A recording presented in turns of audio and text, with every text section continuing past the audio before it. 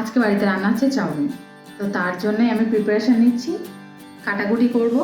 এই যে সব বাঁধাকপি, গাজর, বিনস আছে এখানে, কাঁচা লঙ্কা, টমেটো, চাউমিন সবই চলে এসেছে। এবার শুধু কাটাকুটি করবো, রান্না করবো। মা আসবে, সবটা করবে, আমি কাটাকুটি করে একটু এগিয়ে রাখবো। কে কে চাউমিন খেতে ভালোবাসো আগে হাত তোলো, আর কে কে আমার মতো চাউমিন পাগল তারা কমেন্ট করো তো ঝটপট। ঘর থেকে বাইরে বেরোলে একটাই খাবারের কথা মনে পড়ে, চাউমিন। কেউ যদি হঠাৎ বলে কি রে কি খাবি, বলে উঠি চাউমিন। আমাকে খুশি করতে কি করতে হবে? উত্তর তো একটাই, চাউমিন।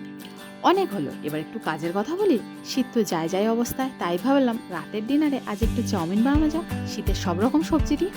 যেমন ভাবা তেমন কাজ, বাড়িতে মোটামুটি সব রকম সবজিই ছিল, শুধুমাত্র বিনসটাই আনতে হয়েছে। প্রথমে এসেই তো আমি সবজিগুলো কাটাকুটি শুরু করে দিয়েছি, কারণ এই কাজটাই একটু ঝামেলা ও লেন্দি প্রসেস। তাই ভাবলাম এই কাজটা আগে করে নিয়ে কাজগুলো গুছিয়ে রাখি। বিনস গাজরটা আগেই সেদ্ধ বসিয়ে দিয়েছি। পুরো রান্নাটাই হবে তেলে, আর বিনস গাজর ভাজতে বেশি সময় লাগে, আবার তেল অনেকটাই বেশি লাগে। প্রথমে শুরু করেছিলাম আমি, কিন্তু বাকিটা মাই করেছে। রান্না অলমোস্ট কমপ্লিট, তাই একটু টেস্ট করলাম। ভীষণ ভালো হয়েছিল, কম তেলে পুরো আমার মনের মতো রান্না হয়েছিল। এটা কম তেলে রান্না হলেও ভীষণ টেস্টি হয়েছিল।